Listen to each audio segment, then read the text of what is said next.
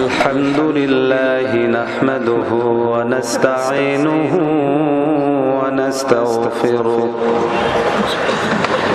ونؤمن به ونتوكل عليه ونعوذ بالله من شرور أنفسنا ومن سيئات أعمالنا من يهد الله فلا مضل له ومن يضلله فلا هادي له وأشهد أن لا إله إلا الله وأشهد أن محمدا عبده ورسوله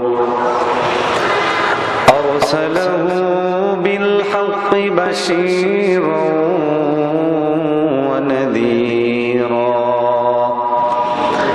وداعيا إلى الله بإذنه وسراجا منيرا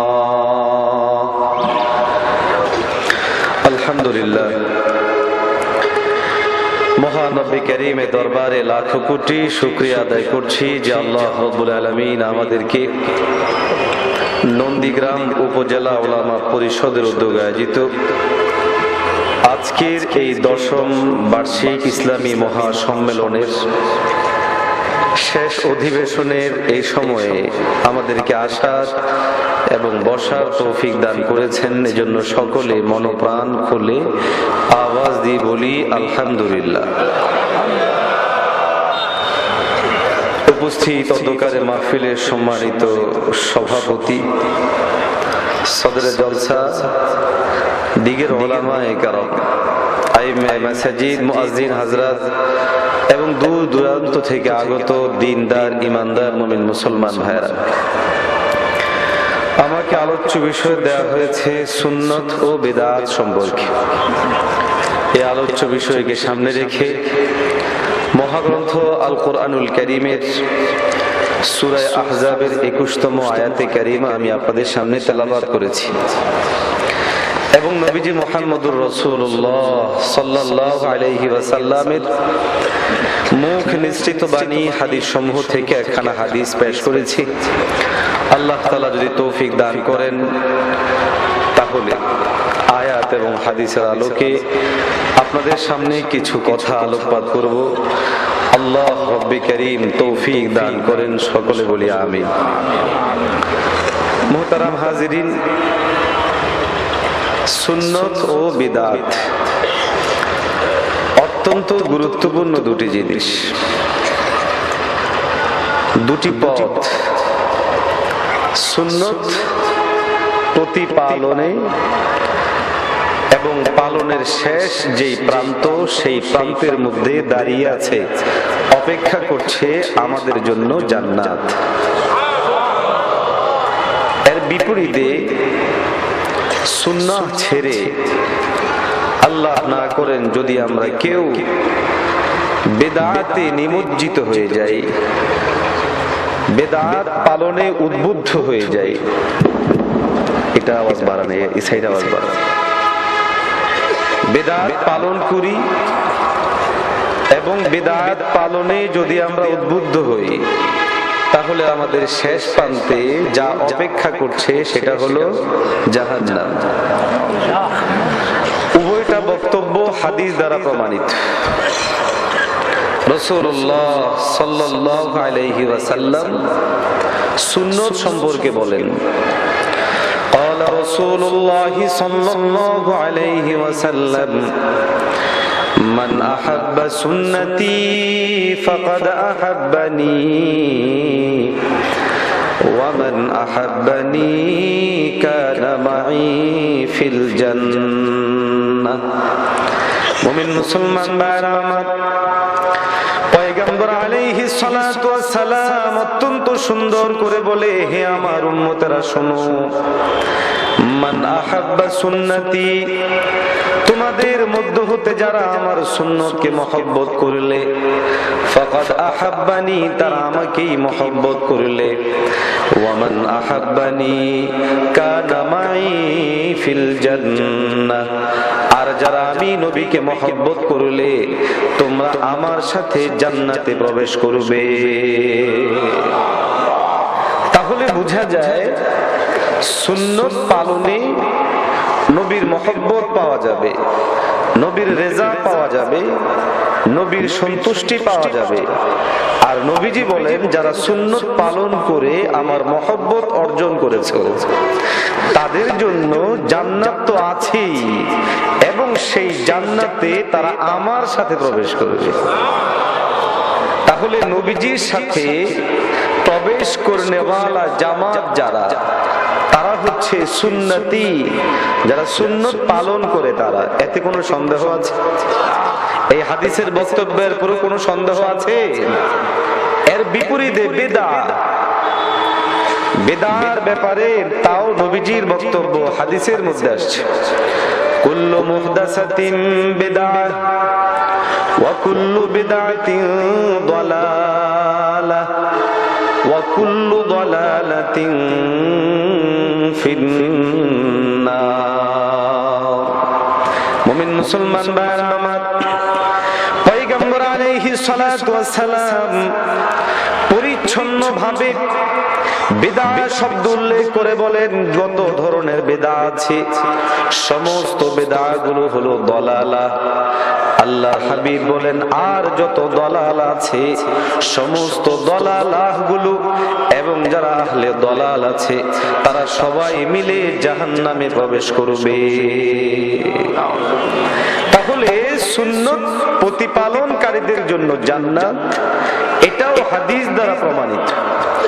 সুন্নতের বরখেলাফ করে যে বা যারা বেদাতের মধ্যে নিমজ্জিত হয়ে যাবে তাদের জন্য জাহান্নাম হওয়া, জাহান্নামের ঘোষণা, সেটাও কি দ্বারা প্রমাণিত? কথা বলেন, কি দ্বারা প্রমাণিত? হাদিস দ্বারা প্রমাণিত। মুহতারাম হাজিরিন, আমি যে ভূমিকাটুকু আপনাদের সামনে নিয়ে আসলাম, এখান থেকে ক্লিয়ার হলো আমাদের পথ কয়টি? কথা বলেন, কয়টি?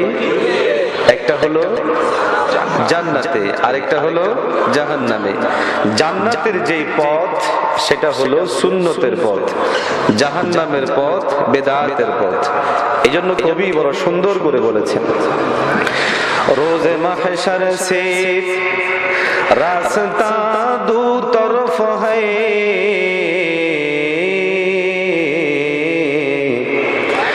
এক है जन्नत की तरफ और एक है दोज़ख की तरफ। रोज़ महशर से रास्ता दो तरफ है, एक है जन्नत की तरफ और एक है की तरफ।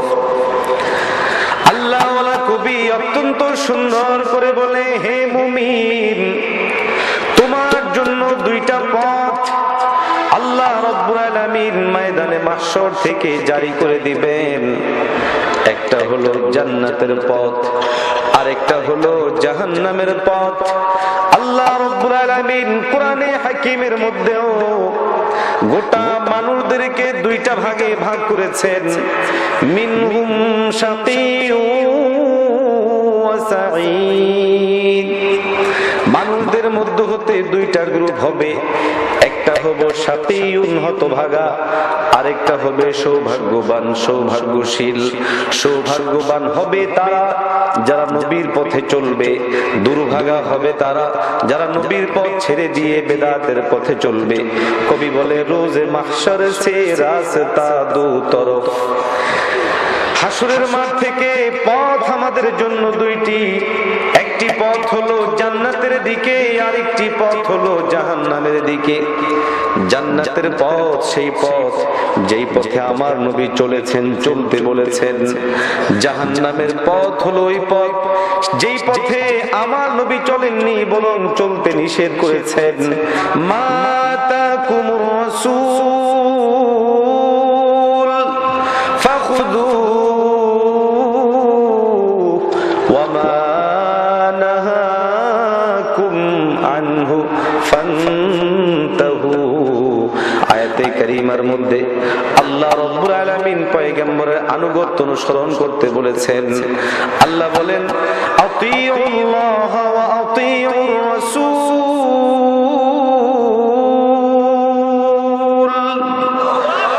আল্লাহ রাব্বুল আলামিন বলে তোমরা ইতাআত করো আল্লাহর, ইতাআত করো রাসূলের, ইতাআত করো যারা উলুল আমর উলামায়ে কেরাম আছেন তাদের। সুতরাং বোঝা যায় যদি জান্নাতের পথে যেতে চাই, আপনার আমার জন্য সুন্নতের পথের কোনো বিকল্প নাই। সুন্নতের পথের কোনো বিকল্প নাই। সুন্নত এর যত বেশি গুরুত্ব, বিদআর ব্যাপারে হাদিসে পাকে রাসূলুল্লাহ সাল্লাল্লাহু আলাইহি ওয়াসাল্লাম ততই অনুৎসাহিত করেছেন, ভর্ৎসনা দিয়েছেন। এবং কেউ যদি বিদআর মধ্যে নিমজ্জিত হয়ে যায়, জাহান্নামে যাওয়ার মতো চূড়ান্ত ঘোষণা দিয়েছেন। সুতরাং বলেন তো, একজন মুসলমানের পক্ষে জেনে বুঝে এবং ভালো করে জেনে বুঝে কখনো জাহান্নামের পথে যাওয়ার মতো চিন্তা তার আসতে পারে? কথা বলেন, পারে?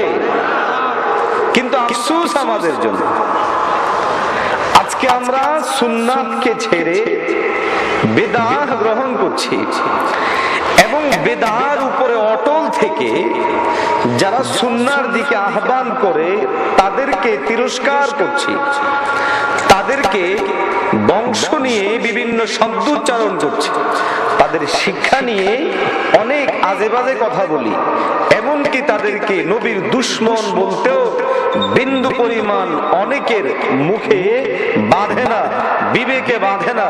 তারা নিজেরা সুন্নতের খেলাফ করে, অপরদিকে যারা সুন্নতের উপর চলে তাদেরকে তারা তিরস্কার করে। আমাদের সমাজে এমন মানুষ আছে না? আর একটু আসতে বলেন, আওয়াজ দিয়ে বলেন, আছে না? নাই?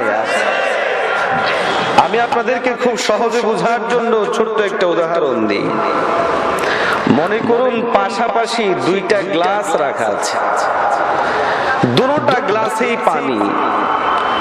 পানি পান করলে আমার তৃষ্ণা মিটবে। কঠিন কোন মুহূর্তে পানি বড় জরুরি হয়ে পড়ে। এখন মনে করুন একটা গ্লাসে যেই পানি আছে এই পানিটা পিওর, আরেকটা গ্লাসে যেই পানি আছে সেই পানির মধ্যে বিষ থাকতে পারে। এখন আপনি একজন বিবেক সম্পন্ন মানুষ হিসাবে বেছে নেবেন যেই পানিটা পিওর সেটাকে, নাকি নিজের গোড়ামি, নিজের বাড়াবাড়ি করে যেটার মধ্যে বিষ আছে সেটাকে আপনি গ্রহণ করবেন? একজন বিবেক সম্পন্ন মানুষ কখনো যদি জানে যে এই পাত্রে, এই পানিতে, এই গ্লাসে বিষ আছে, তাহলে সে কখনো গ্রহণ করতে পারে না। ইবাদত মনে করুন পানির মতো, একটা পানি যেটা হলো নির্মল, ক্লিন, পরিষ্কার, একেবারে কোনো সমস্যা নাই, সেটা হলো সুন্নত অনুযায়ী যে আমলগুলো আছে সেটা। আরেকটা হচ্ছে যেই পাত্রের মধ্যে পানি আছে কিন্তু বিষ যুক্ত আছে, সম্ভাবনা আছে আপনি এই বিষাক্ত পানি খেলে জীবন নাশ হবে, জীবন হুমকির মুখে পড়বে, শারীরিকভাবে ক্ষতিগ্রস্ত হবেন। যদি আপনি আমি বিষের ক্ষেত্রে বিষ মিশ্রিত পানি গ্রহণ না করি, পিওর পানিটা আমরা গ্রহণ করি, এটা আমাদের বিবেকে চায়।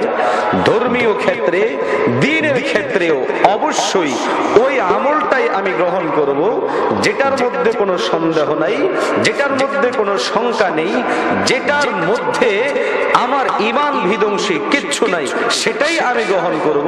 তখনই বোঝা যাবে আমি একজন বিবেক সম্পন্ন মুসলমান। এখন এখানে একটা প্রশ্ন আমাদের জাগে যে সুন্নত যেগুলো বলা হয় সেগুলোও আমল,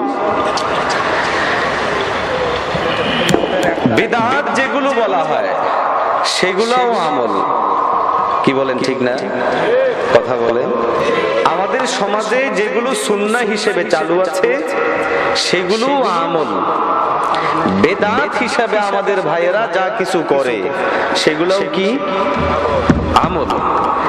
এখন দুটাই যেহেতু আমল, তাহলে আমি দুটাই গ্রহণ করতে আমার সমস্যা কোথায়? অনেকে এরকম কথা বলতে পারে এবং অনেক সময়ে এভাবে বলেও বসে। আমি ওই সকল ভাইদেরকে মহব্বত করে বলবো, ভালোবাসা নিয়ে বলবো, আমাদের দেশে দুই ধরনের টাকা চালু আছে। একটা হচ্ছে যেগুলো আসল টাকা, আরেকটা হচ্ছে যেগুলো জাল টাকা। দুটাই টাকা, কিন্তু দুটোটা টাকার মূল্যায়নগত দিক থেকে পার্থক্য আছে না নাই?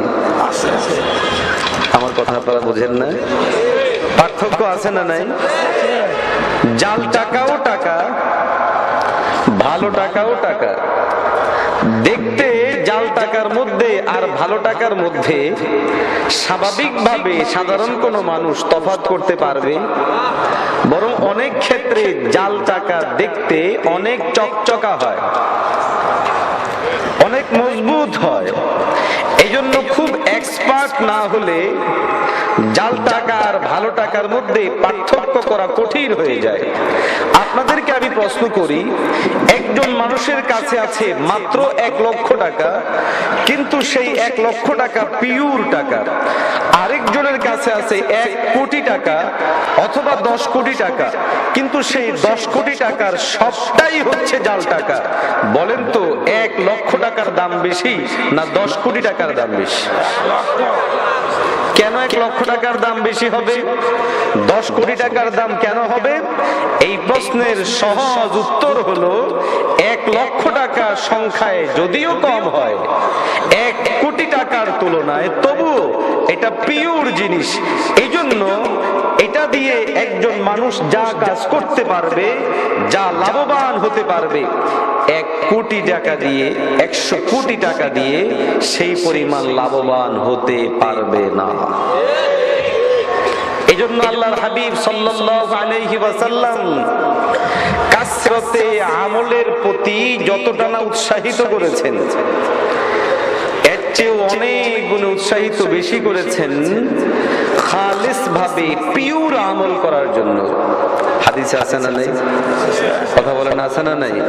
ক্বালা রাসূলুল্লাহ সাল্লাল্লাহু আলাইহি ওয়াসাল্লাম আখলিস দীনাকা ইয়াকফিকাল আমালুল কলিল।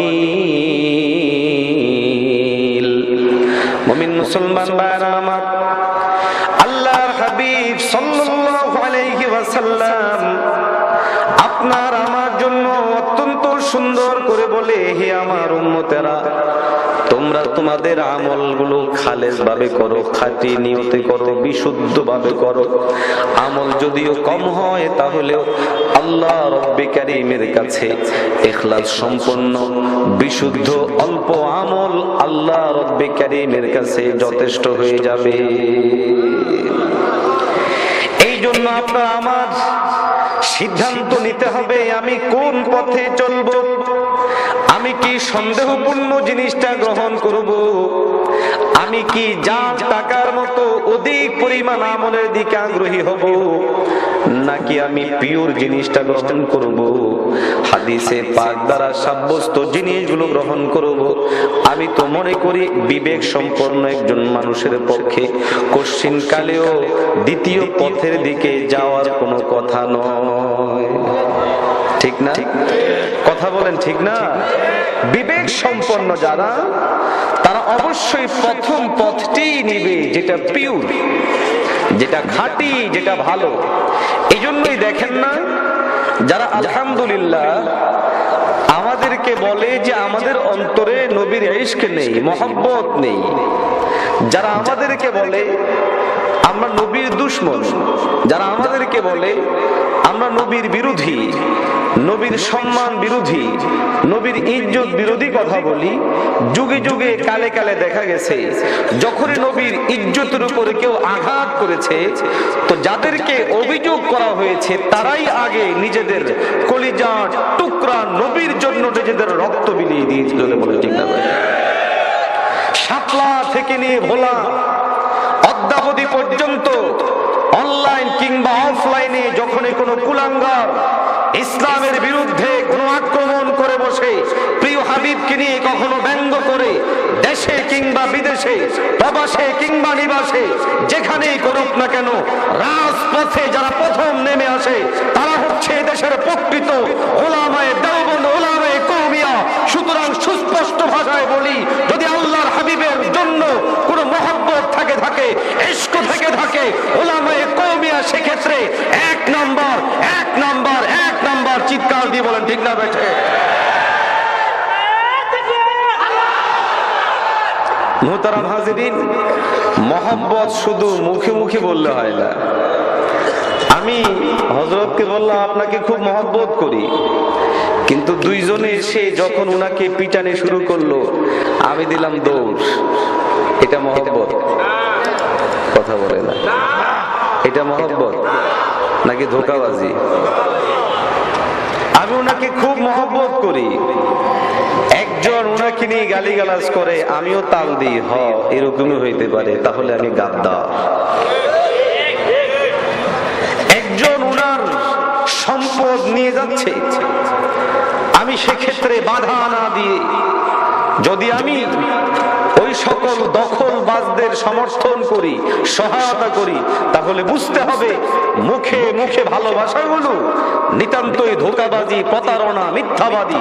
বাংলাদেশে আমাদের এই অল্প বয়সেই দেখেছি আজ পর্যন্ত যারা নবীর মহব্বতের কথা বলে ওলামায়ে উম্মতকে টিটকারি করেছে, তিরস্কার করেছে, মিথ্যারোপ করেছে, উলট পালট কথা বলেছে, নবীর ইজ্জত নিয়ে যখন নাস্তিকরা কোনো আক্রমণ করেছে তখন তাদেরকে মাঠে পাওয়া যায় না।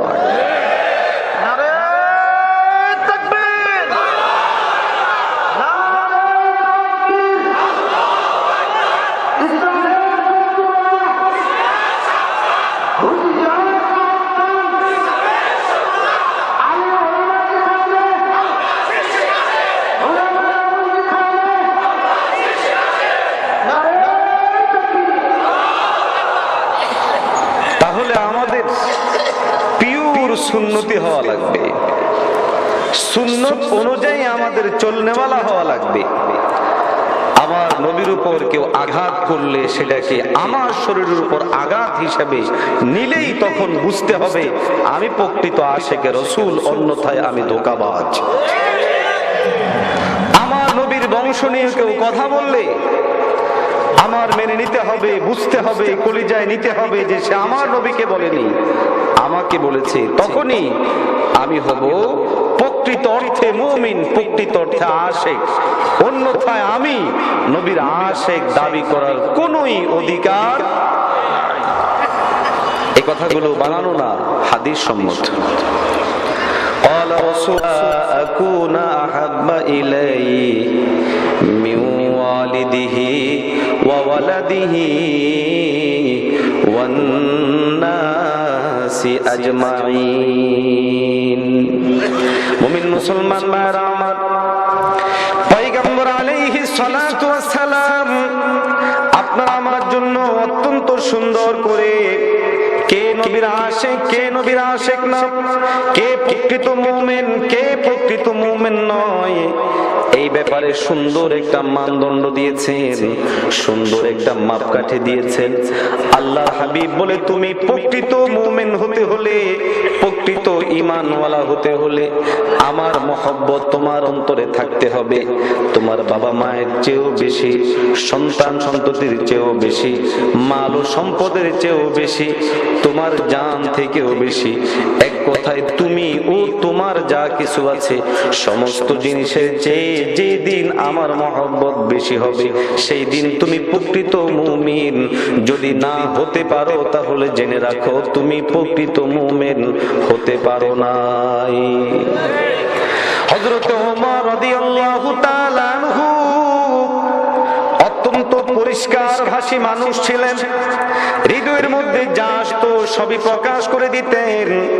হযরত ওমর রাদিয়াল্লাহু তাআলা আনহু আল্লাহর হাবিব সাল্লাল্লাহু আলাইহি ওয়াসাল্লামকে ডাক দিয়ে বলে, ইয়া রাসূলুল্লাহ, আমি অনেক চিন্তা ভাবনা করে দেখেছি আপনাকে আমি মহব্বত করি আমার বাবা মায়ের চেয়েও বেশি, আমার সন্তান সন্ততির চেয়েও বেশি, আমার মাল সম্পদের চেয়েও বেশি। কিন্তু আমি যাচাই বাছাই করে দেখেছি আমার জানের চেয়েও বেশি আপনাকে মহব্বত করতে পারি নাই। কি হবে হালত? আল্লাহর হাবিব সাল্লাল্লাহু আলাইহি ওয়াসাল্লাম ডাক দিয়ে বলে, হে ওমর, তাহলে তোমার ঈমান পরিপূর্ণতা পায়নি। হযরত ওমর রাদিয়াল্লাহু তাআলা আনহু অত্যন্ত চিন্তিত হলেন, পেরেশানিত হলেন। ঈমান এনেছেন আল্লাহর হাবিবকে পাওয়ার জন্য, মুমিন হওয়ার জন্য, রব্বে কারীমের রাজা পাওয়ার জন্য। এখন যদি আল্লাহর হাবিবকে পুরোপুরি মহব্বত করতে না পারেন তাহলে তো ওনার ঈমান পূর্ণ হলো না। কি করবেন? এই জন্য হযরত ওমর রাদিয়াল্লাহু তাআলা আনহু রিয়াজা করতে আরম্ভ করে দিলেন, নিজের নফসের সাথে বোঝাপড়া করতে আরম্ভ করে দিলেন এবং নিজের নফসের সাথে বুঝাইতে বুঝাইতে হযরত ওমর এই সিদ্ধান্তে পৌঁছলেন, আজকের দিনে আমি আমার জানের চেয়েও বেশি আমার নবীরে মহব্বত করি। আল্লাহর হাবিবের দরবারে রিসালাতের মধ্যে গিয়ে বলল, ইয়া রাসূলুল্লাহ, আজ মনে হয় আমি আপনাকে আমার জান থেকেও বেশি ভালোবাসতে পেরেছি। আল্লাহর হাবিব বলল, আল-আন, হে ওমর, এখন তুমি পরিপূর্ণ মুমিন হয়েছো। সুতরাং বোঝা যায় মুখবাজি করার নাম আশিক রাসূল না, জানবাজি করার নাম হলো আশিক রাসূল। মুসলমান ভাইরা আমার, ফাঁসির মঞ্চের মধ্যে দাঁড়িয়েও, শত্রুদের চতুর্মুখী আক্রমণের মধ্যে দাঁড়িয়েও আমি জানি এই মুহূর্তে আমার মরণ এসে যাবে, বেঈমানরা আমাকে নিঃশেষ করে দিবে, আমার রক্ত নিয়ে হোলি খেলা হবে, আমার পুরো অঙ্গ পতঙ্গ নিয়ে টুকরা টুকরা করে ফেলা হবে, এতিম হয়ে যাবে আমার কলিজার টুকরা সন্তানেরা, অভিভাবকহীন হয়ে যাবে আমার পরিবার, সন্তান হারা হয়ে যাবে আমার বাবা মা, আমার পাড়া প্রতিবেশী আমাকে হারাবে, আমার সম্পদ দুনিয়ার সুখ সব শান্তিগুলো আমার মাথার মধ্যে সে কিলবিল কিলবিল করবে। ওই চ্যালেঞ্জিং মুহূর্তের মধ্যে সমস্ত মায়া ত্যাগ করে, সন্তানের মায়া, বাবা মায়ের মহব্বত, আত্মীয় স্বজনের মহব্বত সবকিছু ত্যাগ করে যেই দিন আমি চ্যালেঞ্জ করতে পারবো আমি আমার নবীকে সবচেয়ে বেশি মহব্বত করি, বুঝতে হবে সেই দিন আমি হলাম প্রকৃত মুমিন। এরকম প্রমাণ আছে না নাই? কথা বলে, প্রমাণ আছে না নাই? আল্লাহর হাবিব সাল্লাল্লাহু আলাইহি ওয়াসাল্লামের প্রাণাধিক প্রিয় সাহাবায়ে কেরামদের মধ্যে হতে একজনের নাম হলো হযরত খুবাইব। আল্লাহর হাবিব সাল্লাল্লাহু আলাইহি ওয়াসাল্লামের মহব্বত যিনি ফাঁসির মঞ্চের মধ্যে দাঁড়িয়ে প্রকাশ করে পরিষ্কার বলেছেন, শুনে রাখো বেঈমান, আমার জান যেতে পারে কিন্তু আমার নবীর মহব্বত আমার মধ্যে বিন্দু পরিমাণ কমতে পারে না। পুরো ঘটনার সংক্ষেপিত রূপ এরকম, হযরত খুবাইব রাদিয়াল্লাহু তাআলা আনহুকে শত্রুপক্ষ গ্রেফতার করে নিয়ে যায়। হযরত খুবাইব রাদিয়াল্লাহু তাআলা আনহুকে অমানুষিক নির্যাতন করা হয়, নিপীড়ন করা হয়, শিশু বাচ্চা দিয়ে থুতু নিক্ষেপ করা হয়, পাথর নিক্ষেপ করা হয়, বিভিন্ন ভাবে আক্রমণ করে গোটা শরীর রক্তাক্ত করে দেওয়া হয়, অঙ্গ পতঙ্গ অনেকগুলো টুকরা টুকরা করা হয়, গোটা শরীর রক্তাক্ত। আল্লাহর হাবিব সাল্লাল্লাহু আলাইহি ওয়াসাল্লামের সাহাবী হযরত খুবাইব রাদিয়াল্লাহু তাআলা আনহু বাহ্যত শরীর আক্রান্ত হওয়ার কারণে শরীরের মধ্যে প্রভাব ফুটে উঠল। হযরত খুবাইব রাদিয়াল্লাহু তাআলা আনহু ক্লান্ত শান্ত, চোখ দিয়ে পানি জর্জর করছে ব্যথার কারণে। বেঈমানরা এসে ডাক দিয়ে বলে, খুবাইব তোমাকে আমরা একটি প্রস্তাবনা করব, রাজি থাকলে তুমি হ্যাঁ বলো। খুবাইব বলে, কিসে প্রস্তাব? বলে যে আমরা চাই তোমার জায়গার মধ্যে তোমার প্রিয় হাবিবকে আমরা এনে ফাঁসি দিব, তোমাকে আমরা ছেড়ে দিব, তুমি এটা পছন্দ করো কিনা? হযরত খুবাইব ডাক দিয়ে বলে, শোনো বেঈমান, আমি এই মুহূর্তে কঠিন বিপদে থাকতে পারি, আক্রান্ত হতে পারি, রক্তাক্ত হতে পারি, কিন্তু আল্লাহর হাবিবকে আমার জায়গায় এনে ফাঁসি দেওয়া বহু দূরের কথা। আমি জীবিত থাকা অবস্থায় কলিজার টুকরা নবীর উপরে বিন্দু পরিমাণ কাঁটা বিঁধবে, আমি খুবাইব সেটা সহ্য করব না। এটা হলো একজন প্রকৃত আশিক রাসূলের বক্তব্য, অভিব্যক্তি, উচ্ছ্বাসা। জয় বেঈমানের দল, আমার জায়গায় আমার প্রিয় হাবিবকে তুমি কুরবানি দিতে চাও, আমার নবীর ইজ্জত দিয়ে তুমি খেল তামাশা করতে চাও, আমার নবীকে নিয়ে তুমি উলট পালট কিছু করতে চাও। আমি আমার জানের মায়া করি না, আমি আমার প্রাণের মায়া করি না, আমি আমার সন্তানের মায়া করি না। যদি প্রয়োজন হয় আমি আমার জান বিলিয়ে দেব, তারপরেও প্রিয় নবীর উপর কেউ আক্রমণ করবে, সেই জিনিসটা আমি মুসলমান হিসাবে সহ্য করতে পারি না, পারি না, পারি না করে বলেন, ঠিক না?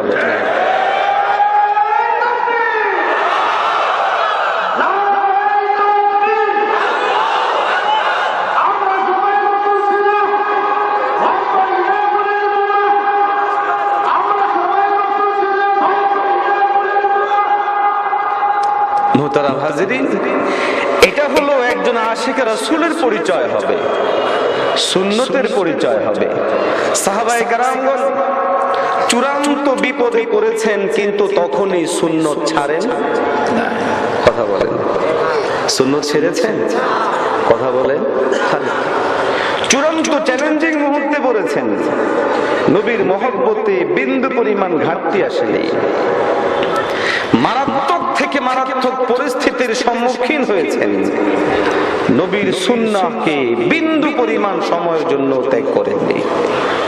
আপনারা নিশ্চয়ই জানেন, কিসরার বাদশার কাছে প্রেরণ করা হয়েছিল হযরত হুযায়ফা রাদিয়াল্লাহু তাআলা আনহু। তো যখন হযরত হুযায়ফা রাদিয়াল্লাহু তাআলা আনহু কিসরার বাদশার দরবারে খাইতে বসছে, তখন কিছু খাবার পড়ে গিয়েছিল।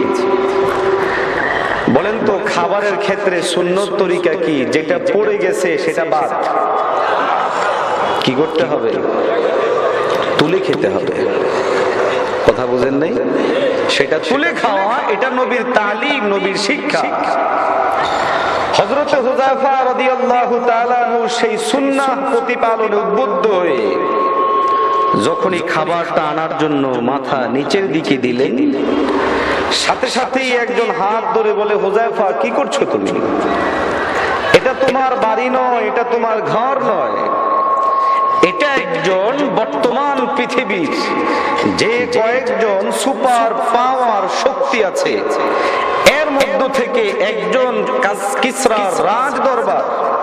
তুমি কিসরার রাজ দরবারে যদি খাবার উঠাও নবীর সুন্নাহকে খেয়াল করি, তো তারা মনে করবে আমরা মুসলমানেরা অভদ্র।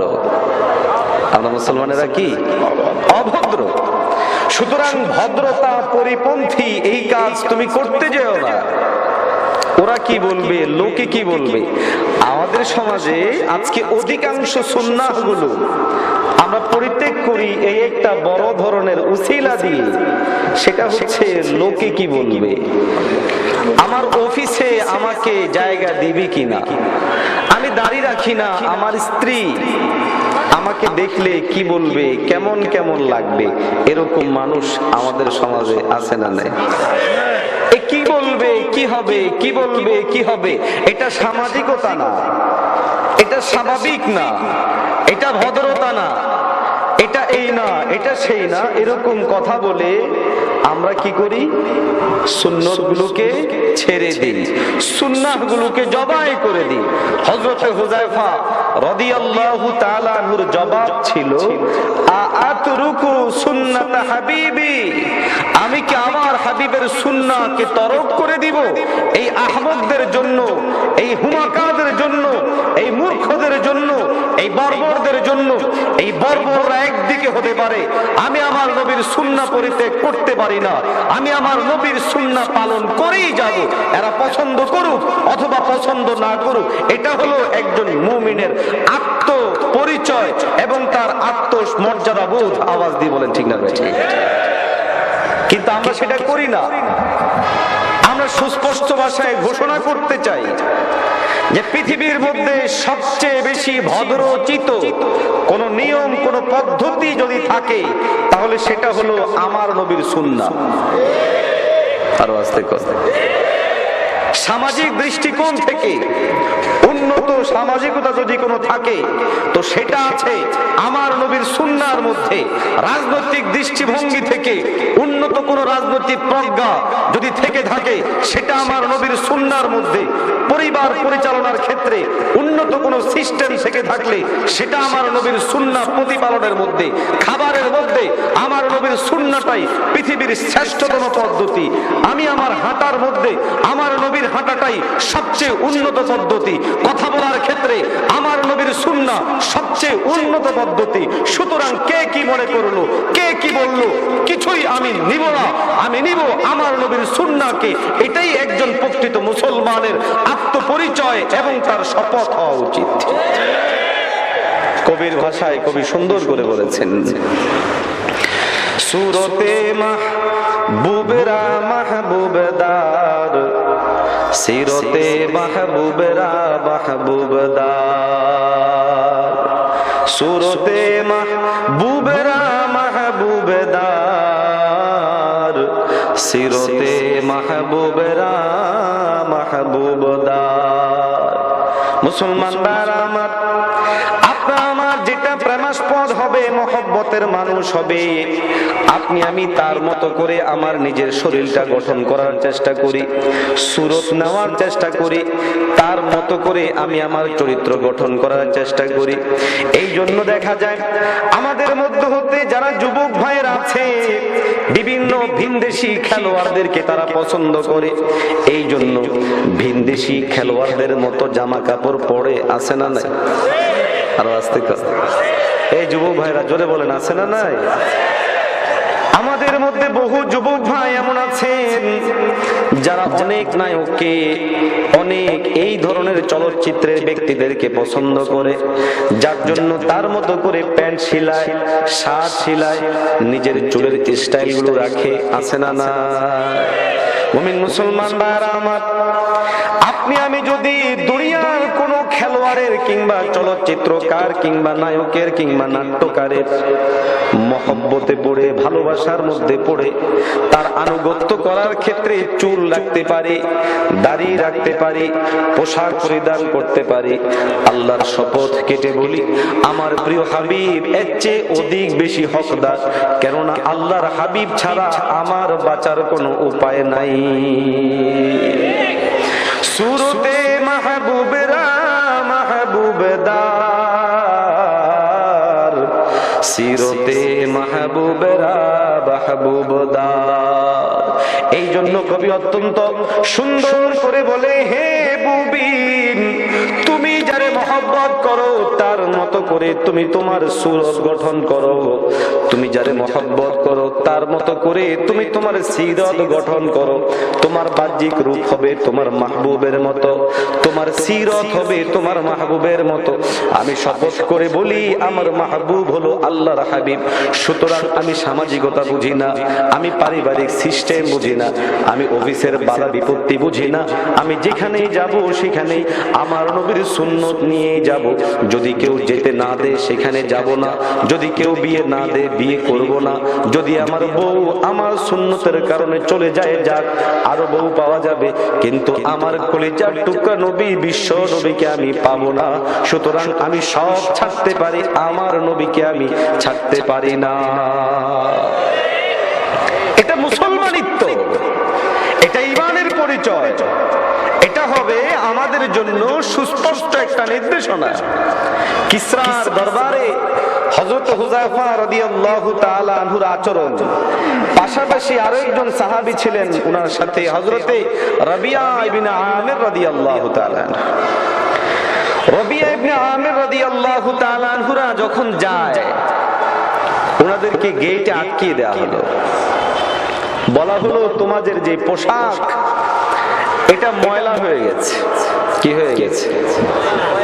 কথা বোঝা যায় না তো, কথা বলেন না কেন? ময়লা হয়ে গেছে, ময়লা।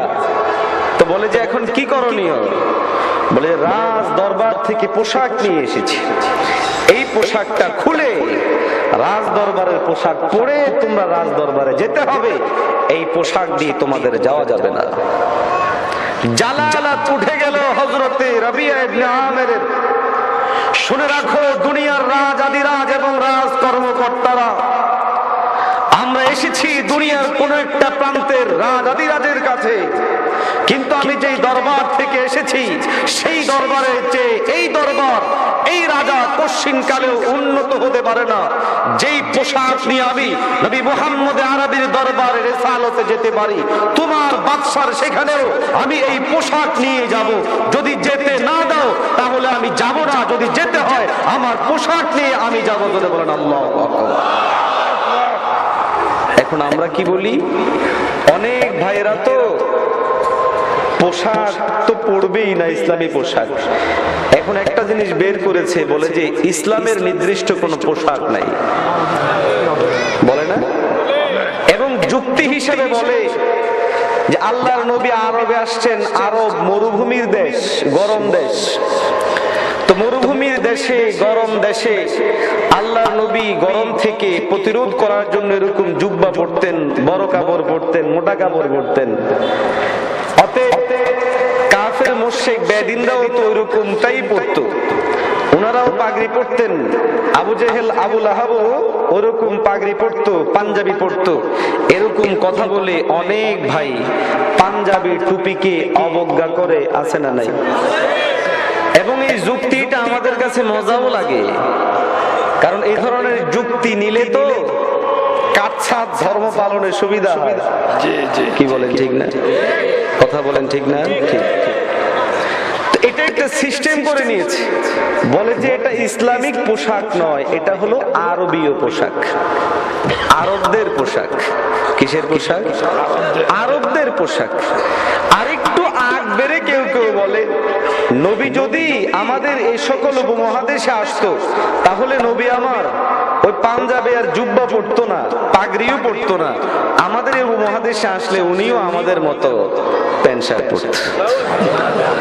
বলে না? আপনাদের সমাজে এরকম লোক নাই? কথা বলে না? এগুলো হামাকত, এগুলো মূর্খতা, অজ্ঞতা, জাহালত। আল্লাহর নবী যেই কাজ করেছেন সেই কাজটা ওইভাবে করা, এটা ইবাদত, এটা সুন্নত। সেখানে আমার এই জিনিস দেখা মূর্খতা, যেটা হিন্দুরা করেছে, ইহুদিরা করত, খ্রিস্টানেরা করত। আপনি যদি এই এক থিওরি এটা পোশাকের ক্ষেত্রে নেন, তো ঘুমের ক্ষেত্রেও তো একই কথা। ঘুম তদানীন্তন কালের আরবরা ঘুমাইতো না? ঘুমাইতো না?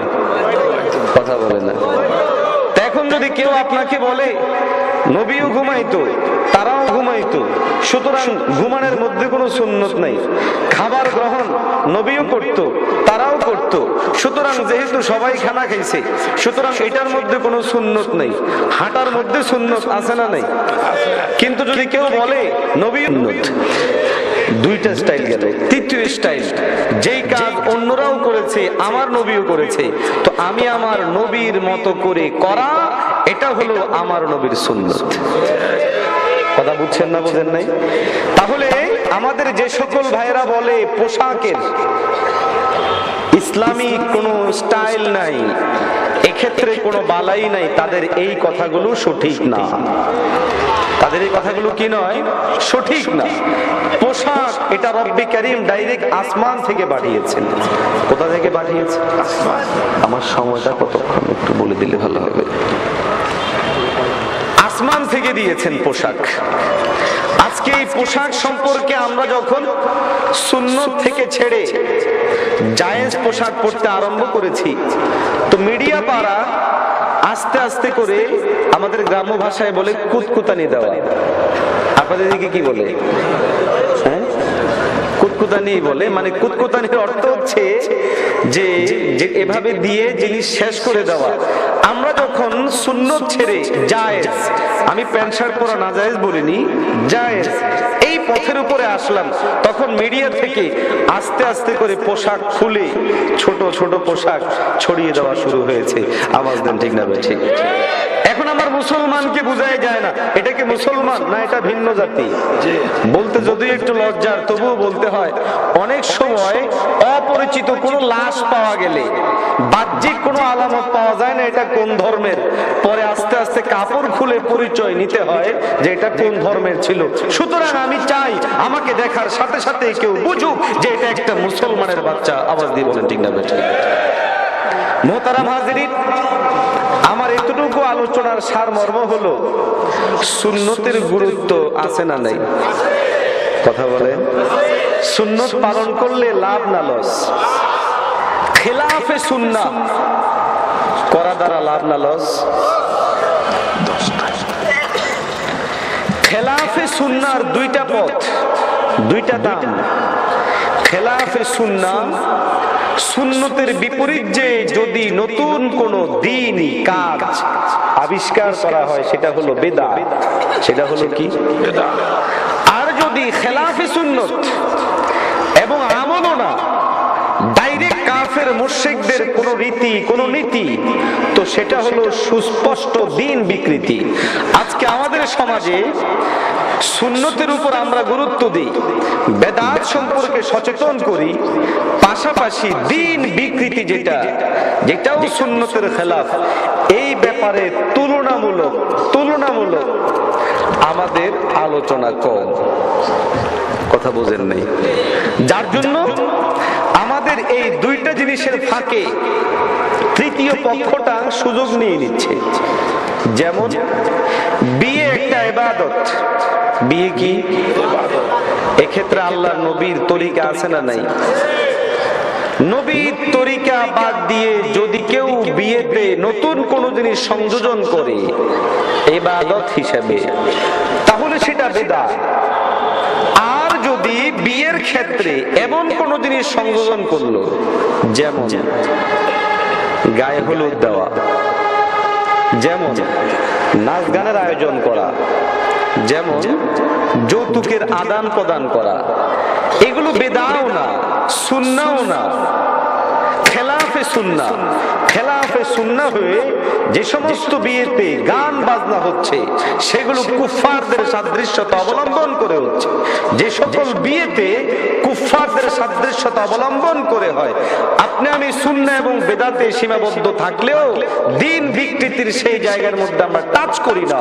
এই জন্য আমাদের সমাজে দেদারসে আজকে গায়ে হলুদের নামে নর্তকী নাচিয়ে রাতের পর রাত মানুষেরা নিজেদের বিবাহের মতো পবিত্র ইবাদতটাকে নষ্ট করে দিচ্ছে। বিবাহ একটা ইবাদত কিনা? তোমার সন্দেহ লাগে? বিবাহ ইবাদত না?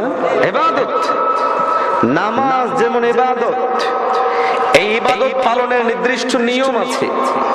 এখানে কিছু জিনিস ফরজ, কিছু জিনিস সুন্নাহ, কিছু জিনিস মুস্তাহাব, কিছু জিনিস মুবাহ, কিছু জিনিস বিদআত, কিছু জিনিস হারাম। ঠিক তেমনি ভাবে আপনার আমার জন্য বিবাহ এটা একটা ইবাদত, নির্দিষ্ট নিয়ম আছে। সেই নিয়মের মধ্যে কিছু বিষয় আছে যেগুলো ফারিজা, কিছু বিষয় আছে যেগুলো ওয়াজিবাত, কিছু আছে যেগুলো সুনান, কিছু আছে যেগুলো মুস্তাহাব্বাত। আজকে আফসোসের সাথে বলতে হয় আমাদের সমাজ ব্যবস্থা আজকের বিয়েগুলো কোরআন হাদিস অনুযায়ী হয় না, এগুলো সিনেমার মতো করে হয়। মেয়েকে সাজাবে কার মতো করে সাজাবে? ইন্টারনেটে সার্চ দিয়ে কোন একটা নায়িকা কিভাবে সাজে সেই সাজকে নিয়ে এসে আমার মুসলমানের মেয়ে সাজে। আজকে বিয়ের অনুষ্ঠানটা কিভাবে সাজাবে? আমার মুসলমানের পরিবার সাজাচ্ছে সেটা বিধর্মীদের মতো করে। আজকে আমাদের বিয়েগুলোতে শুধু এইটা না, এমন এমন পরিবেশ হচ্ছে যেনা ব্যভিচারের কারখানা। সুতরাং ইবাদত গুলোকে প্রকৃত অর্থে ইবাদতে নিতে হলে সুন্নতের কোনোই বিকল্প না। কথা বুঝাইতে পারছি না পারি না? এই জন্য মুহতারাম হাজিরিন, খেলাফে সুন্নাহ দুই জিনিস। একটা হলো বেদাত, যেটা আমলের শুরুতে হয়। একটা হলো কি? বিদআত, যেটা আমলের শুরুতে। আরেকটা খেলাফে সুন্নাহ আছে যেটা আমলের শুরুতে হয় না, এটা ডাইরেক্ট কাফের বেঈমানদের মতো করে হয়। সেটা সুস্পষ্ট গুনাহ, কবিরা গুনাহ হয়। বেদাত করা এটাও গুনাহ, দ্বীন বিকৃতি সেটাও গুনাহ। বেদাতের দিকে আমরা যেমন মুতাওয়াজ্জু, আমাদের ভাইদেরকে সতর্ক করার জন্য বলি, আমাদের দ্বীন বিকৃতির ওই জায়গাগুলোর মধ্যে আমাদের টাচ করা উচিত। সুন্নত শুধুমাত্র নামাজে, হ্যাঁ কথা বলে না, শুধু নামাজে, শুধু রোজায়। সুন্নত মাখসুস ফিল মামুলাত, ভুল। আমরা মনে করি শুধু মামুলাতের মধ্যেই সুন্নত। মুআমালাত, যেটা লেনদেন, এটার মধ্যে সুন্নত আছে না নাই? আখলাকিয়াত, সামাজিকতা, চারিত্রিক যে উৎকর্ষতা, এখানে সুন্নত আছে না নাই? রাষ্ট্র পরিচালনা, এখানে সুন্নাহ আছে না নাই? একটু জোরে কর, আরেকটু জোরে কর। এটা তিনবার বলাইলাম এই জন্য, আজকে রাষ্ট্র পরিচালনা করা কে? আমরা অনেক সময় বেদাত মনে করি, অথচ রাষ্ট্র পরিচালনা করা আমার নবীর সুন্নাহ। রাষ্ট্রের সিংহাসনে বসে করো করো না এই আদেশ দেওয়া আমার নবীর সুন্নাহ। তা'মুরুনা বিল মারুফ তানহাউনা আনিল মুনকার ততক্ষণ পর্যন্ত সম্ভব না যতক্ষণ পর্যন্ত আপনি রাষ্ট্রের চূড়ান্ত জায়গায় না বসবেন, ক্ষমতা দখল না করবেন। আমার নবী মদিনায় রাষ্ট্র পরিচালনা করেছেন, রাষ্ট্র গঠন করেছেন, রাষ্ট্র কায়েম করেছেন। সুতরাং রাষ্ট্র কায়েম করা নবীর সুন্নাহ, রাষ্ট্র পরিচালনা করা নবীর সুন্নাহ। রাষ্ট্রের অধিকারী হয়ে কর করবি না এই আদেশ দেওয়া আমার নবীর সুন্নাহ। এখান থেকে বের হওয়া বিদআত, এটাকে বিকৃত করে ভিন্ন কিছু উপস্থাপনা করা দ্বীন বিকৃতি। আমি সুন্নাহর উপরে চলতে চাই, আমি বিদআতও চাই না, দ্বীন বিকৃতও চাই না। সুতরাং ইসলামের পূর্ণাঙ্গ রূপে রাষ্ট্র ব্যবস্থাও থাকবে, সমাজ ব্যবস্থাও থাকবে, পরিবার ব্যবস্থাও থাকবে এবং ব্যক্তি স্বাধীনতাও থাকবে। আজকে কুলাঙ্গারেরা আমাদেরকে মসজিদে সীমাবদ্ধ রেখে, আমাদেরকে ওয়াজে সীমাবদ্ধ রেখে, 3.5 হাত বড়িতে সীমাবদ্ধ রেখে আমার দ্বীনকে, রাষ্ট্রকে দখল করে দিয়ে কলিজার টুকরা নবীর বিরুদ্ধে অপপ্রচার চালায় কাদিয়ানির মতো বেঈমানরা আজকে বুক ফুলিয়ে চলতে পারে। ও মুসলমানেরা, রাষ্ট্র ক্ষমতা দখল করে সুস্পষ্ট ভাষায় ঘোষণা দিতে হবে আমার নবীর দুশমন যারা আছে, কাদিয়ানি যারা আছে, তারা কাফের কাফের কাফের। চিৎকার দিয়ে বলা ঠিক না?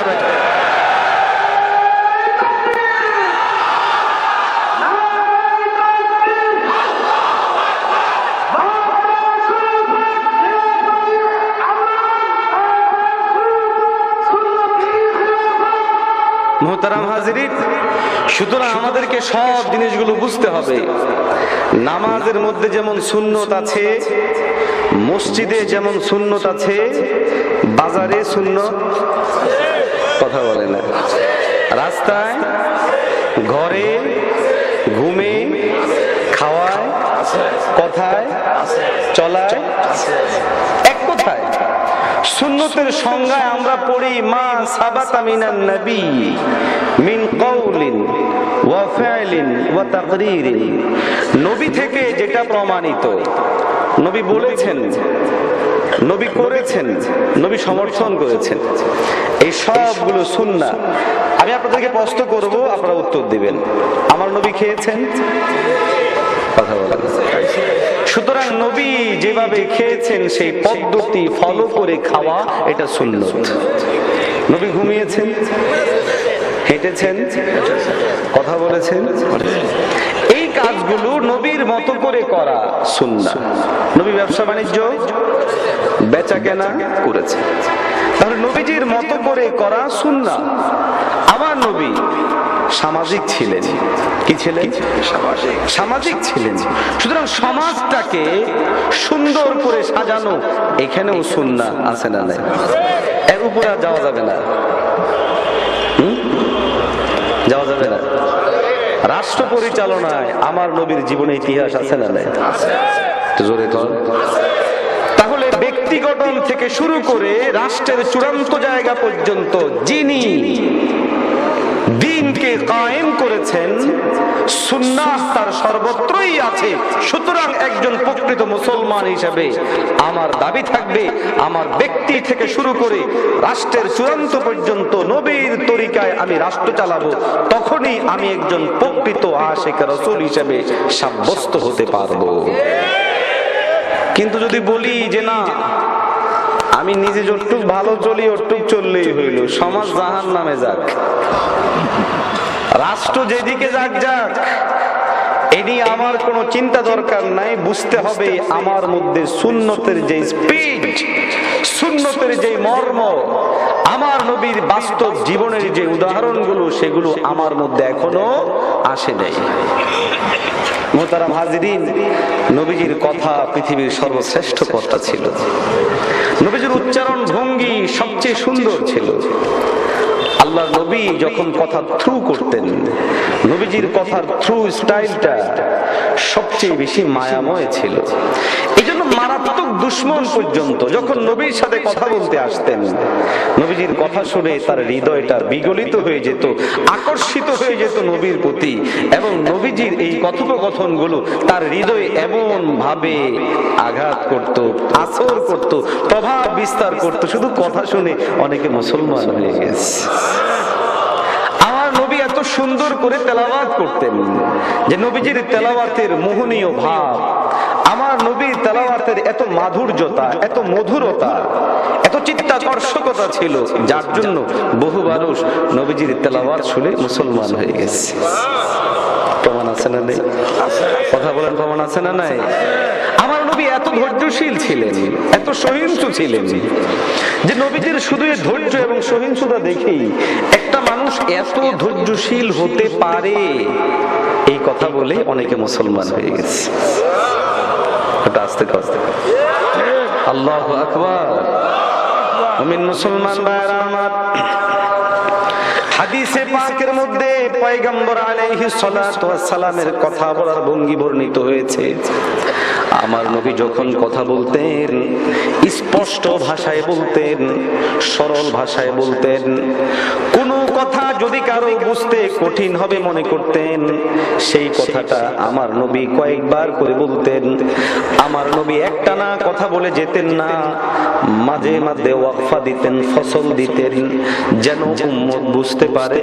আমার নবী যখন কথা বলতেন একেবারে মুতাওয়াজ্জু হয়ে, মুখোমুখি হয়ে কথা বলতেন।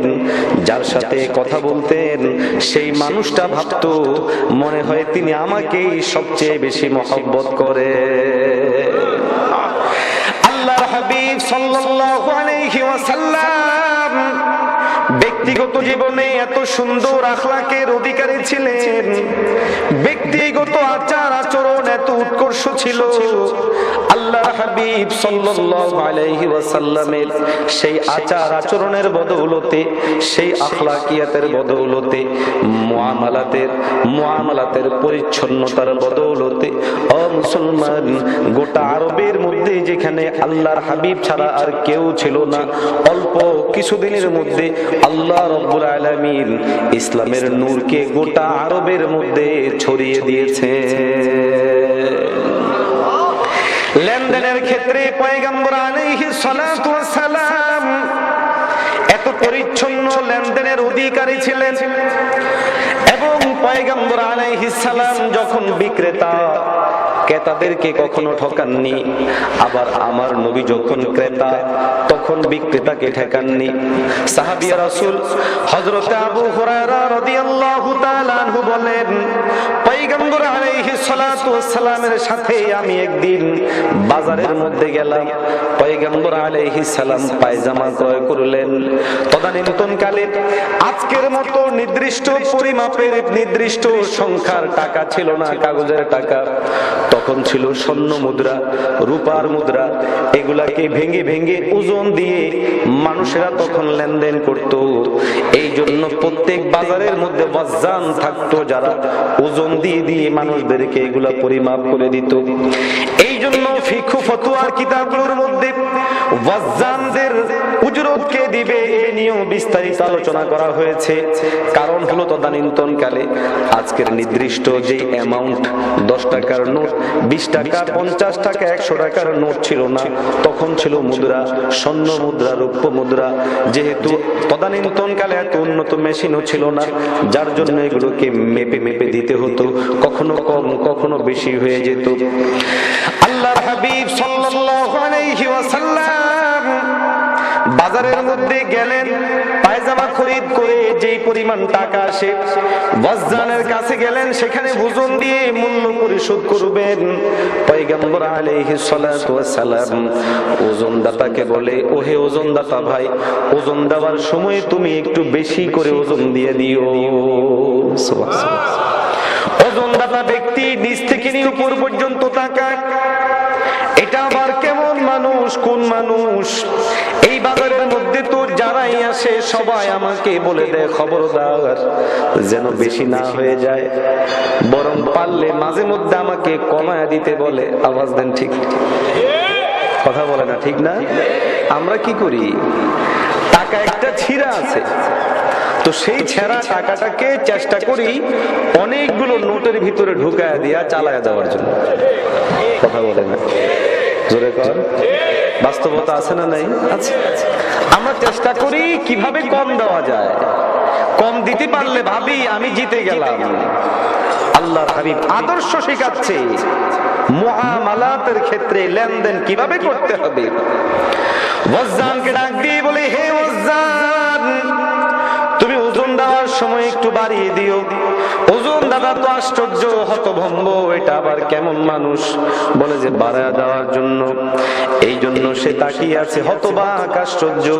হযরত আবু হুরায়রা রাদিয়াল্লাহু তাআলা আনহু বলে, এরে বেওকুফ, তুমি কি জানো না ইনি কে? ইনি হলো সরওয়ারে কায়নাত নবী মুহাম্মদুর রাসূলুল্লাহ সাল্লাল্লাহু আলাইহি ওয়াসাল্লাম। সুতরাং তিনি দুনিয়ার অন্য কোন লেনদেনকারীদের মতো হতে পারে না। তিনি হতে পারেন না ওই সমস্ত মানুষদের মতো যারা ধোঁকা দেয়, যারা ধোঁকা দেওয়ার কথা বলে, যারা কমের কথা বলে। আল্লাহর হাবিব বললেন বাড়ায় দেওয়ার জন্য, ওয়াজ্জান বাড়িয়ে দিল। আল্লাহর হাবিবের সাথে তার পরবর্তী সময়ে দিন নিষ্কাশ হলো। এখান থেকে আমাদের জন্য শিক্ষণীয় হলো, মুআমালাতের ক্ষেত্রে আমি কখনো কম দেওয়ার চেষ্টা করব না। মুসলমান ভাইরা আমার, পয়গম্বর আলাইহিস সালাতু ওয়াস সালাম আপনার আমার জন্য অত্যন্ত সুন্দর করে একটা মূলনীতি দিয়েছেন। আপনি আমি আজকে রাষ্ট্রীয় চূড়ান্ত জায়গা পর্যন্ত পেরেশান দুর্নীতির কারণে। কথা ছিল বিল্ডিংটা হবে রড দিয়ে, সেখানের মধ্যে দিয়ে দিছে বাঁশ। কথা আছে না নাই? রাস্তা পৌড় হওয়া কথা ছিল 4 ইঞ্চি, 1.5 ইঞ্চি পৌড় করে, বাকিটা সিস্টেম করে দিয়ে দেয়। আছে না নাই? বিল্ডিং যেই মানের হওয়া দরকার সেই মানের হয় না, যে মানের রাস্তা হওয়া দরকার সেই মানের হয় না। ডানে টাকা বামে টাকা, চতুর্দিকে টাকা ছড়াছড়ি। দুর্নীতি মানে কি? দুর্নীতি মানে হলো নীতিভ্রষ্টতা। নীতিভ্রষ্টতা কখন হয়? যখন মানুষ ধোঁকাবাজ হয়, প্রতারক হয়। ও মুমিন, আল্লাহর হাবিব পরিষ্কার ভাষায় বলে দিয়েছেন, মান গাশানা ফালাইসা মিন্না। তোমাদের মধ্যে যারা ধোঁকা দাও তারা আমার উম্মতের অন্তর্ভুক্ত না। সুতরাং কোন মুসলমান এই হাদিস অনুযায়ী কিয়ামত পর্যন্ত কোনদিন ধোঁকা দিতে পারে না, দুর্নীতি করতে পারে না। ধোঁকা এবং দুর্নীতি এটা কোন মুসলমানের স্বভাবের মধ্যে পড়তে পারে না। আল্লাহ হাবিব ছিলেন চূড়ান্ত ধৈর্যশীল, চূড়ান্ত কথা বলে না, চূড়ান্ত ধৈর্যশীল, চূড়ান্ত সহিংসু। আজকে ইন্টারনেট জগতে এবং গোটা বহির্বিশ্বে বিশেষ করে আমাদেরকে নিধন করার জন্য যাদের প্রক্রিয়া, হিন্দুরা, বৌদ্ধরা, খ্রিস্টানরা, ইহুদিরা এবং তাদের দোসর নাস্তিকরা প্রথম যেই চরিত্রটাকে প্রশ্নবিদ্ধ করতে চায় ইসলামকে শেষ করে দেওয়ার জন্য, সেটা হচ্ছে আমাদের কলিজার টুকরা নবী, বিশ্ব নবী। তাদের টার্গেট হলো ইসলামকে একদিনে দমন করা যাবে না, দফা করে শেষ করা যাবে না। ইসলামকে শেষ করতে হলে ইসলামের যে মৌলিক আদর্শ, যে মহান ব্যক্তিত্বকে কেন্দ্র করে, সেটা হলো নবী মুহাম্মদ। এটাকে যদি শেষ করে দেওয়া যায় তাহলে ইসলামটাকে শেষ করা সহজ। কথা বলে না।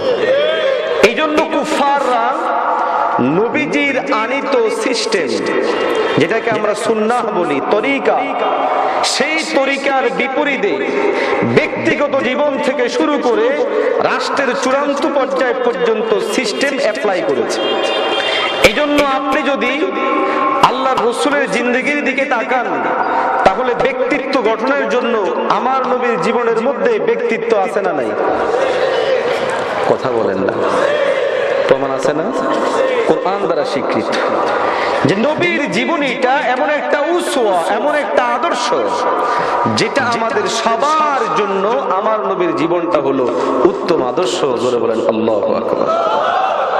قال الله تبارك وتعالى لقد كان لكم في رسول الله أسوة حسنة। আল্লাহ রব্বি কারীম বলে নিশ্চয়ই তোমাদের জন্য নবীর মধ্যে রয়ে গেছে উসওয়াতুন হাসানা। সুতরাং এই উসওয়াতুন হাসানার ব্যাখ্যা বিশ্লেষণের মধ্যে গেলে ব্যক্তি থেকে শুরু করে পরিবার, সমাজ, রাষ্ট্র সমস্ত জীবনের মধ্যে দেখা যাবে আল্লাহর নবীর মধ্যে উত্তম আদর্শ রেখে দিয়েছেন কে? এখন নবীর এই উত্তম আদর্শটাকে বাদ দিয়ে ব্যক্তিগত জীবন গঠনে আমাদের সন্তানরা আগ্রহী কার মতো? নায়কের মতো। কথা বলে যান। কার মতো? খেলোয়াড়ের মতো। কার মতো? অমুক রাষ্ট্রের তমুক মডার্নের মতো। ঠিক না? এটা কুফারদের চিরাচরিত একটা সিস্টেম, যেটা অ্যাপ্লাই করে মোটামুটি ভাবে বলা চলে তারা এখন কামিয়াব। আল্লাহ নবীর নির্দিষ্ট শিক্ষানীতি আছে না নাই? কথা বলেন না, আছে না নাই? নবীর আনিত শিক্ষানীতিকে শেষ করে দেওয়ার জন্য আল্লাহর নবীর আনিত সিস্টেমের বিপরীতে আরেকটা সিস্টেমকে অ্যাপ্লাই করা হয়েছে। গোটা বাংলাদেশ, ভারত, পাকিস্তান নয়, সারা পৃথিবীতে আজকে সেই সিস্টেমটা জেনারেল শিক্ষার উপরে এসেছে। আমি জেনারেল শিক্ষাকে খারাপ বলি না, জেনারেল বিষয়গুলোকেও খারাপ বলি না, কিন্তু এই সিস্টেম থেকে উঠে এসে মূল যে টার্গেট, এটার বিরোধী আমার পূর্বসূরীরাও, আমিও এবং কিয়ামত পর্যন্ত বিরোধিতা করেই যাব যতক্ষণ পর্যন্ত এটার মধ্যে সংস্কার করা না হবে। ভুল বুঝবেন না। ডাক্তারি পড়েন, সমস্যা নাই, এই সিস্টেমের আমরা বিরোধী না। ইঞ্জিনিয়ারিং পড়ুক, সমস্যা নাই, এই সিস্টেমের আমরা বিরোধী না। বিরোধী নই স্কুলের, বিরোধী নই কলেজের, বিরোধী নই ইউনিভার্সিটির।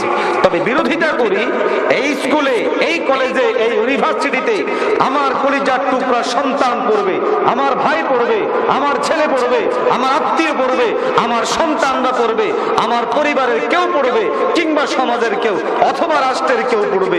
মুসলমানের সন্তান পড়বে। মুসলমানের সন্তানের জন্য কোরআনের কোনো তালিম নাই, হাদিসের কোনো তালিম নাই। টোটাল পশ্চিমাদের তালিম, পশ্চিমাদের শিক্ষানীতি যারা অ্যাপ্লাই করেছে, আমরা পশ্চিমকালেও একজন মুসলমান হিসেবে সেটা মেনে নিতে পারি না। সুতরাং নবীর জীবনে শিক্ষা আছে না নাই? শিক্ষানীতি আছে। সেই শিক্ষানীতিকে সরিয়ে নতুন শিক্ষানীতি অ্যাপ্লাই করা হয়েছে এবং তারা সেখানে মোটামুটি ভাবে সফল। আজকে বাংলাদেশের জাতীয় ইউনিভার্সিটি, ন্যাশনাল ইউনিভার্সিটিতে ইসলামী নাম নিয়ে কিছু করার নিষিদ্ধতার চেয়ে লজ্জা আর কিচ্ছু হতে পারে না। কথা বুঝেন নাই? সব চলতে পারে, ইসলামের নামে চলতে পারে না। মুসলমান বাংলাদেশ এটা মুসলমানের দেশ।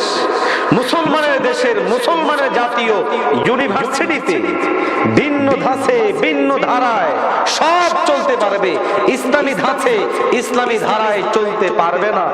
এর চেয়ে বড় দ্বিমুখী নীতি আর কিচ্ছু হতে পারে না। ইসলামে সুনির্দিষ্ট পরিমাণ অর্থনৈতিক ব্যবস্থা আছে না নেই? কথা বলেন। সব নবীজির সুন্নাহ, নবীর সেই সুন্নাহকে, অর্থনৈতিক ব্যবস্থাকে ধ্বংস করার জন্য নব যে সিস্টেম অ্যাপ্লাই করা হয়েছে, সেই সিস্টেমের নাম হলো সুদভিত্তিক অর্থনীতি। কি অর্থনীতি?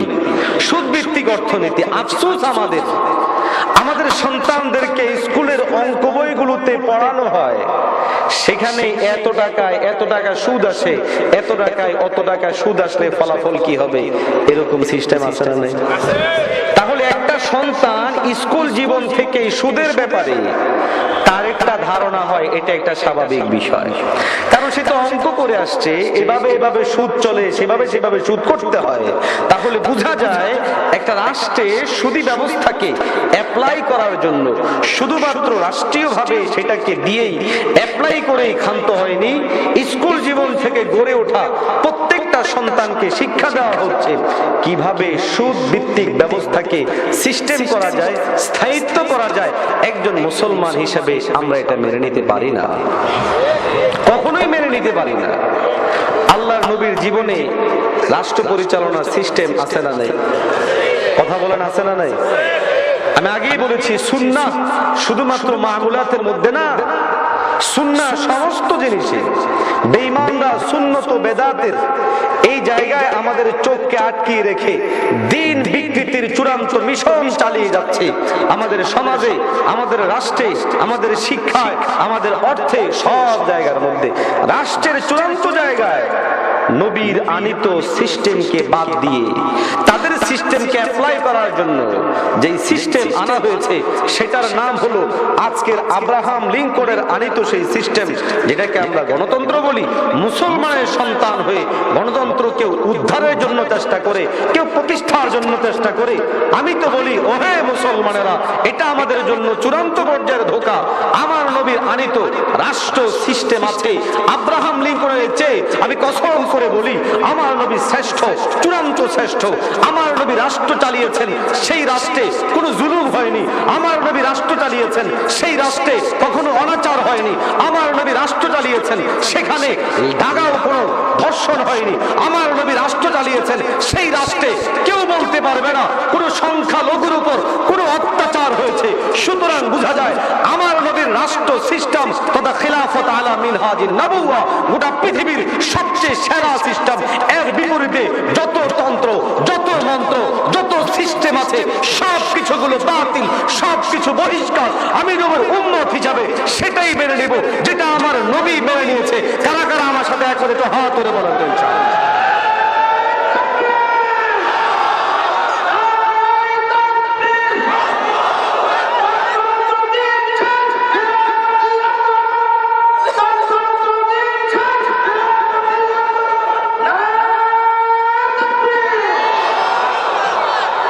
এতটুকু কথা বুঝার পর আমি যতটুকু আলোচনা করলাম, এটা সারমর্ম হলো সুন্নাহের গুরুত্ব আছে না নাই? সুন্নত শুধু মসজিদে, সুন্নত শুধু নামাজে, সুন্নত শুধু পোশাকে, সুন্নত আছে, চলবে সব জায়গায়। সবাই বলেন কয় জায়গায়? জোরে বলেন কয় জায়গায়? আমি কথা বলবো সুন্নত তরিকায়, আমি হাঁটবো সুন্নত তরিকায়, আমি খাবো সুন্নত তরিকায়, আমি ঘুমাবো। এটাই আমি বললাম মামুলাত, মুআমালাত, মুআশারাত, আখলাকিয়াত। আজকে আমরা আমলের ক্ষেত্রে যতটা সুন্নতের গুরুত্ব দিই, বাকি জিনিসগুলোর ক্ষেত্রে গুরুত্ব দিই না। যার জন্য এখন সাধারণ মানুষ মনে করে সুন্নত মানে হইল নামাজটা ঠিক মতো পড়া। এটাও যদি ঠিক মতো পড়তো তাও তো মনটারে বুঝাইতাম, এটাও ঠিক মতো পড়ে। ও ভাই বলেন না পড়ে না, এটার মধ্যে গাফলতি আছে না নাই? সুতরাং একজন মুসলমান হিসেবে আমার শপথ কি হবে? আমার কথা, আমার চলন, আমার বলন, একবার সহজ ভাষায় বলি, আমার ব্যক্তিগত জীবন, আমার পারিবারিক জীবন, আমার রাষ্ট্র ব্যবস্থার সবটাই আমি আমার নবী যেভাবে সাজিয়েছেন সেভাবে সাজাবো, যেভাবে করেছেন সেভাবে করব। তাহলেই আমি একজন প্রকৃত সুন্নতি, সুন্নতওয়ালা, নাকি সিন্নি খাইলে সুন্নতওয়ালা? কথা বলে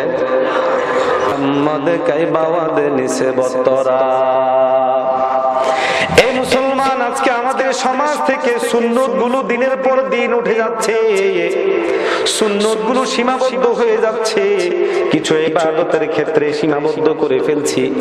এর চেয়ে বড় আফসোসের কথা হলো এই ইবাদত গুলো করার ক্ষেত্রেও আমরা সুন্নত বাদ দিয়ে বেদাতের মধ্যে নিমজ্জিত হয়ে যাই। এরকম ভাই আছে না নাই? আল্লাহর হাবিব সাল্লাল্লাহু আলাইহি ওয়াসাল্লামকে মহব্বত করা এটা একজন মুমিনের জন্য অন্যতম একটা জিম্মাদারি, ঈমানের পরিপূর্ণতার জন্য অন্যতম জরুরি জিনিস। কিন্তু দুঃখের কথা হলো আল্লাহর নবীকে মহব্বত করি কি করি না, এটা বহির প্রকাশের জন্য আমালি যে সুরত সেটা হলো নবীর উপর দুরূদ প্রেরণ করা, বাহ্যিকভাবে 3.5 হাত বডিকে নবীর মতো সাজানো। আফসোসের কথা হলো বহু বন্ধু এমন আছেন যার 3.5 হাত বডির মধ্যে নবীর সুন্নত নাই, মুখের মধ্যে নবীর দুরূদ নাই, আর তারা আমাদেরকে ডেকে বলে আমরা ওহাবি। আরো আস্তে কর, আমরা ওহাবি। অথচ আব্দুল ওয়াহাব নজদির সাথে আমাদের আকাবির উম্মাহ যে পরিমাণ মোকাবেলা করেছেন দালিলিক ভাবে, এই পরিমাণ তারা তো করেও নাই, তারা কল্পনাই করতে পারে না।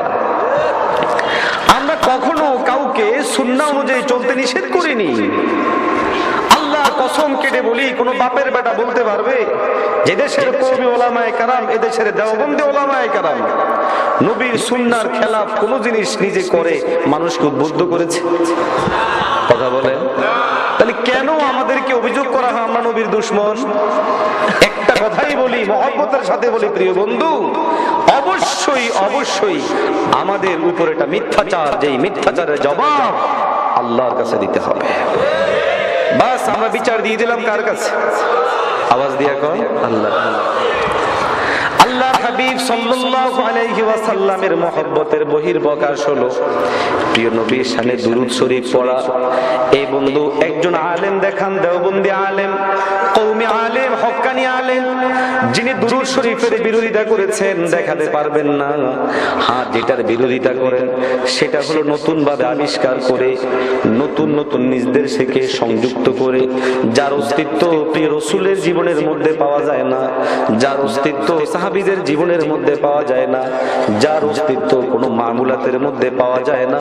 এমনকি ওই সিস্টেমগুলোর মধ্যে কিছু কিছু যখন কুফরি পর্যায়ে পৌঁছে গেছে, কুফরির দিকে টেনে নিয়ে যায়, উলামায়ে কেরাম মহব্বতের কারণে, ওই যে আমি শুরুতে বলেছিলাম, একটা হলো পিওর পানি, আরেকটা হলো বিষাক্ত পানি। উলামায়ে কেরাম বলে, বন্ধু তুমি দুরূদ শরীফ পড়ো, এই পিওরটা তুমি পড়ো, এটার মধ্যে সন্দেহ আছে, এটা তুমি পড়ো না। বুঝতে হবে উলামায়ে কেরাম শুভাকাঙ্ক্ষী। মুসলমান ভাইরা আমার, আমাদের মধ্যে অনেক আবেগী বন্ধু আছেন যারা পয়গম্বর আলাইহিস সালাতু ওয়াস সালামের মহব্বতের কথা বলে বিশ্ব নবী সাল্লাল্লাহু আলাইহি ওয়াসাল্লামকে মানুষ মানতেই নারাজ। কথা কোন ঠিক না বেঠে? এর বন্ধু এটা আবার কেমন মহব্বত, যেই মহব্বতের বহির প্রকাশের কারণে আমার নবীর যে জাতি সত্তা এটা কি অস্বীকার করা হচ্ছে? আল্লাহ রব্বে কারীমের যে সৃষ্টি তত্ত্ব, সেই সৃষ্টি তত্ত্বকে অস্বীকার করা হচ্ছে।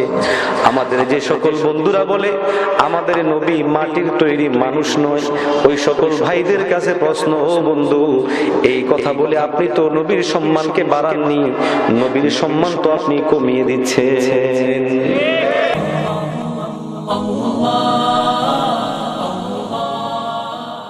আন-নূর টিভি, সত্য প্রকাশে অবিরাম পথ চলা।